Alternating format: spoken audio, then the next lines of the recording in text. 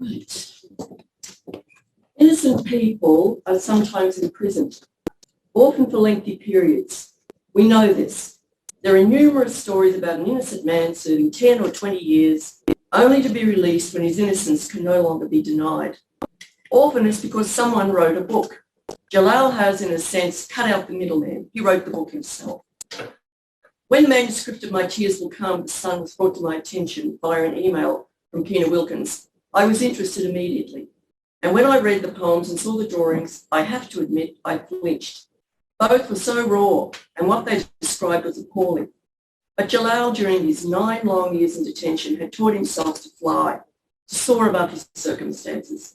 His book gives a voice to the voiceless, not only to Jalal, but to everyone else in his situation. I note with disgust that the British government is now trying to export refugees to Rwanda. In one of those ironies, Priti Patel, the minister in charge of this monstrous plan, was herself a refugee who fled Kenya as a child with her family. But enough of political madness. The work is what matters. The drawings are stark and demand that you look, even though sometimes you would like to look away. They are unsparing in their depiction of the mental torture of long-term detention on a person who knows they have committed no crime, the illogic being the worst torture of all. All the drawings are compelling, but 2 in particular resonated with me. On page 7, there is a drawing of a huge boot trying to crush an artist. The artist has a brush and is painting the sun and clouds on the sole of the boot that is trying to crush him.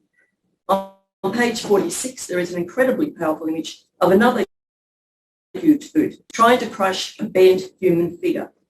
These images made me think of 2 things. Firstly, George Orwell's description of fascism as a boot stamping on a human face forever. Secondly, the speech the director Steven Soderbergh gave when he received the Academy Award for one of his movies. I don't recall which one, but I will never forget him saying, "I couldn't live without art." I think it's more than likely that Jalal might very well have not lived if he hadn't had art to create. This book saved his sanity and probably his life. It's an important book because it documents part of our history, a shameful part.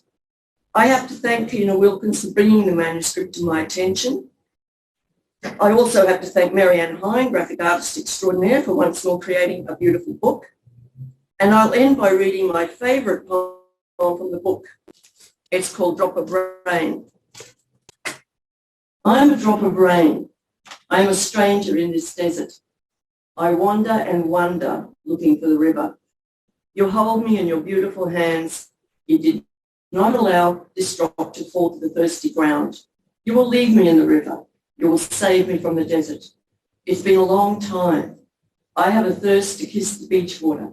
You understand what I'm saying? Only your kind heart hears the cry of mine, and it takes me to the shore of freedom. I will always remember you. Remember that if you cross the beach one day, call me. I will visit you with all my being. I love you, Australians, and how hard it is to know that one day I will lose you. And so, without further ado, I will introduce the man himself, Jalal Mahamede, poet, artist, and now a free man.